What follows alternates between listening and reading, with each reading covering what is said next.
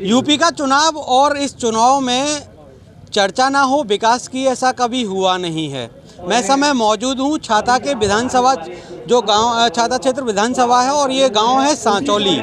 यहाँ हम बात करेंगे कि क्या विकास हुआ है और इन 5 सालों में क्या क्या बदला है। मेरे साथ में नरदेव हैं जो कि यहाँ के जो पंचायत जो सदस्य भी हैं और काफ़ी राजनीति में एक अपनी पकड़ भी रखते हैं। इस बार जो चुनाव है 2022 का, उसे किस नज़रिए से देखते हैं और विकास कार्य जो हुए हैं क्षेत्र में वो 5 साल में क्या क्या हुआ है? देखिए, माननीय मंत्री जी चौधरी लक्ष्मीनारायण जी, मैं हमारा पूरा परिवार समाज सेवा में 24 घंटे 12 महीने इस तरह सक्रिय रहते हैं कि हमारे लिए हर समय चुनाव ही रहता है। कोई भी दुख हो जनता से जुड़ा, कोई भी सुख हो, सारे गम हो, सारी खुशी के पल हो, सब में हम जनता के साथ कदम से कदम मिलाकर हमेशा से रहते आए हैं। ये कोई नई बात नहीं। माननीय मंत्री जी को 35 साल हो गए राजनीति में, 5वीं बार उत्तर प्रदेश के मंत्री हैं। इस समय भी उत्तर प्रदेश में सबसे सीनियर कैबिनेट मंत्री हैं। उनसे पहले भी हमारे जब बाबा थे तो हरियाणा, यूपी, राजस्थान तीनों प्रदेशों में कभी किसी गरीब को, मजदूर को न्याय के लिए ना तहसील जाना पड़ा ना कचहरी जाना पड़ा। वो चौपाल पर बैठ के ही सारे मुद्दे यहीं सुलझा दिया करते थे और किसी का 1 रुपया उन्होंने बेफालतू में थाने तहसील में नहीं खर्च होने दिया। जहाँ तक विकास की बात है, मैं ये कह सकता हूँ दावे के साथ, जब माननीय मंत्री जी को जनता आशीर्वाद देती है, मौका देती है, इस क्षेत्र की चाहे सड़क हो, चाहे बिजली का काम हो, चाहे खेत की सिंचाई के लिए पानी की बात हो, आप आज भी देख रहे होंगे यहाँ लगभग 2.5 करोड़ के काम तो एक नंदगाम विकास खंड के शिलान्यास आज होना है माननीय संजीव बालियान जी के द्वारा। 5 करोड़ रुपए के काम मथुरा विकास प्राधिकरण और अन्य संबंधित विभागों के, जिसमें तालाब का सौंदर्यीकरण, जिसमें बगीची का सौंदर्यीकरण, बारात घर और एक निजी निधि से माननीय मंत्री जी और हमारी उस तरफ से लगभग 1-1.5 करोड़ रुपए का ये भव्य गेट जनता को समर्पित किया जा रहा है। हमारी ये सोच रही है उत्तर प्रदेश के योगी जी, देश में मोदी जी और यहाँ छाता में माननीय मंत्री जी की, कि प्रत्येक ग्रामीण आंचल के व्यक्ति को भी शहर जैसे सुख मिले। हमारे सब गांवों की सड़कें शहरों से भी बेहतर हो, राष्ट्रीय राजमार्ग से सबकी कनेक्टिविटी हो, सबको भरपूर व्यापार करने के लिए बिजली मिल जाए, ट्रांसपोर्टेशन की अच्छी सुविधा यदि हो जाएगी तो सब अपने खेती क्यारी के साथ साथ व्यापार से भी जुड़ जाएंगे। आज जनता इतने इस 27वीं साल उसमें पुण्यतिथि पे सरपंच साहब की पे पधारी है।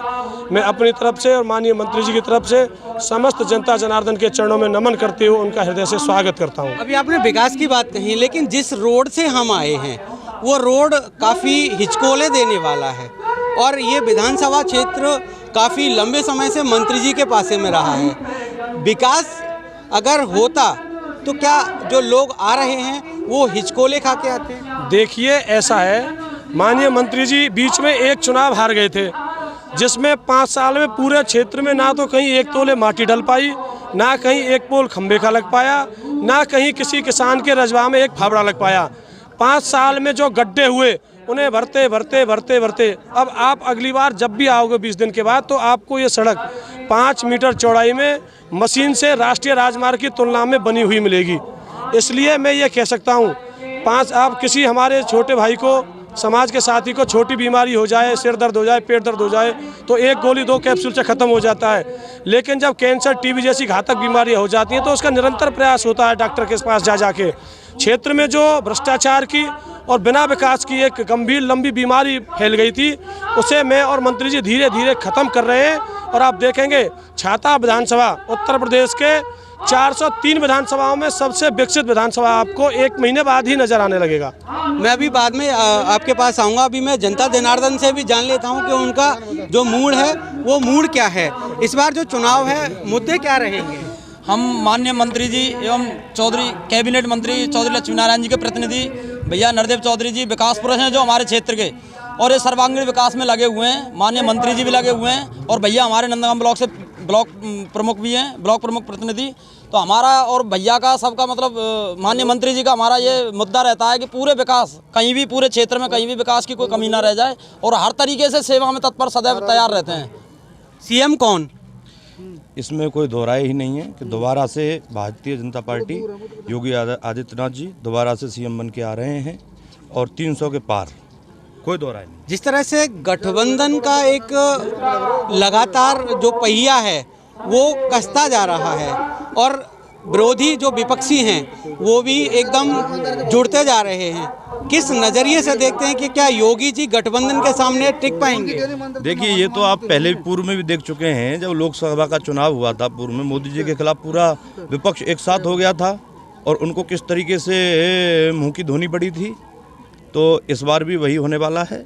विपक्ष चाहे किसी भी तरीके से एक हो जाए, लेकिन इसमें कोई दो राय नहीं है, योगी जी फिर दोबारा से सरकार बना रहे हैं। आप बताइए, जो प्रियंका गांधी हैं वो ये कह रही हैं कि अगर सरकार बनती है उत्तर प्रदेश में तो हम 3 सिलेंडर सालाना फ्री देंगे। सरकार इनकी बनेगी नहीं है। और ये दूसरी बात, ये सब एक जगह ये सब चोर इकट्ठे हो रहे हैं।